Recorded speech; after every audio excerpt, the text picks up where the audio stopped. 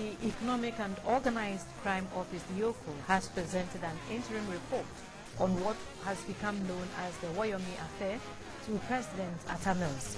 The report indicts appointees of both past and present governments in an illegal payment of judgment debt to a businessman, Mr. Alfred Woyome.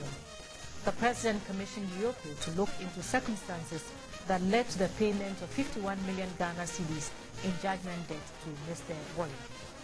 In December last year, President Mills directed the Economic and Organized Crime Office, EOCO, to look into the circumstances that led to the payment of 2 million Ghana cedis in judgment debt to a businessman, Mr. Alfred Woyome, in particular, and all judgment debts since this government took office. The investigation launched by EOCO proved accordingly.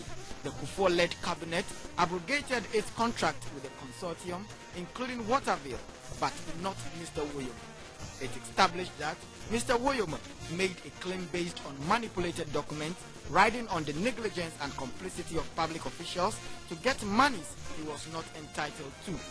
But this effort was realized amidst some difficulties, such as the unwillingness of past officials to appear before the EOCO. President Mills thanked the EOCO and urged the Attorney General, Dr. Benjamin Kumbuo, to study the report and advise government accordingly. It's unfortunate that there were people who were not willing to appear before you. After all, what we all want is the truth. What is true will always be true. What is false will always be false. And many of us talk about democracy. We talk about respect for rights. And I believe, therefore, that our actions should show that we are indeed interested in democracy and also the search for the truth. For any society that is not built on a foundation of truth will not stand. When I asked you to undertake this assignment, I promised the people of Ghana that the end result will be made known to the people of Ghana. Now that you have brought the report, I would therefore ask you to make copies available to the people of Ghana. Let the people of Ghana know what it is that you have found, so that there will be no argument amongst ourselves, and then we know exactly what has gone on.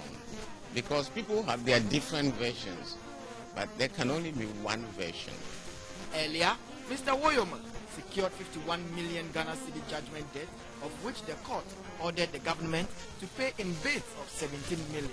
President Mills ordered a court action, which the then Attorney General, Mrs. Betty Moult Idrisu, negotiated a prejudicial settlement which agreed upon 17 million Ghana cedis. The whole matter, as we have seen, it started with actions by past officials, and it was further aggravated by current officials, and all led to what is now being called the Woyome Affair. What the facts have shown is that when the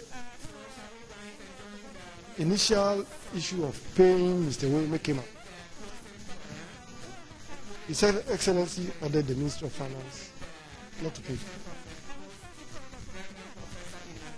Then Mr. Woyome went to court and got a court order. And even then, His Excellency ordered that the Attorney General should go to court and get the order to pay set aside, because Mr. Woyome was not entitled to the money. So His Excellency intervened at two levels. But for the intervention of His Excellency the President, we believe things could have even been worse. Some government officials whose name came up, including Mr. Samuel Nikwe Tete, Mr. Paul Asimenu, all civil servants, as well as some past and present government officials. Two of President Mills' appointees are out, one sacked, another resigned, and it means President Mills is bent on cracking the whip.